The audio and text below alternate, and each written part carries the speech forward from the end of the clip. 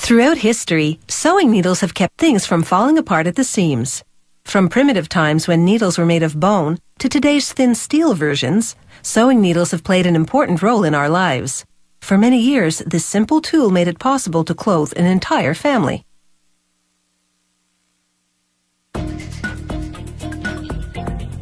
Today, when most clothing is factory-made, a sewing kit remains a household essential. When things start to unravel, a needle and thread offer a quick fix.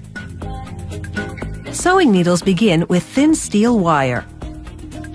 Machinery uncoils two spools simultaneously and pulls the wires across guide wheels and into narrow passageways to remove kinks and straighten the wires.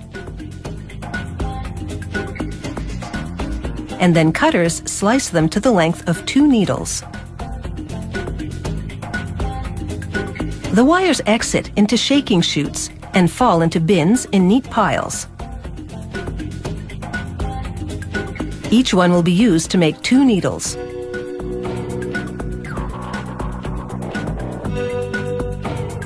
This grinding wheel turns, and at the same time an overhead wheel revolves in a different direction to bear down on the ends of the wires and grind them to a point. Sparks fly from the friction. It takes up to 6 grindings to make the tips sharp enough. Then the wires head down the line to a series of stamping machines. The first one flattens each wire at midpoint to form 2 needle heads. The next stamping device punch cuts 2 eyes, one in each head. The third machine cuts the wire in 2 and trims excess material from around the needle heads. The needles fall into a bin. In 3 quick steps, this steel wire has been transformed into 2 sewing needles.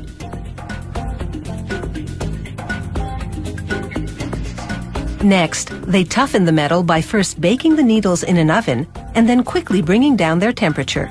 The temperature shock hardens the needles. They cover the needles with glycerin oil and a polishing powder. They wrap them in a bundle of plastic and cloth and stitch it up. They roll a layer of leather around the bundle of needles. The package then goes into a special rolling mill.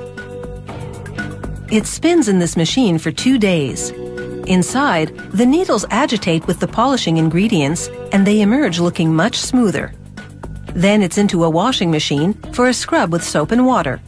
This removes the polishing residue to prepare them for electroplating. Electroplating gives the needles an outer skin of corrosion-resistant nickel. The needles now move forward into a sorting system that ensures the needles are pointing in one direction. An inspector examines the needles for flaws and sorts out the defective ones. They dip the eyes of some needles in a gold bath and apply an electrical charge so the gold gravitates to the nickel and adheres.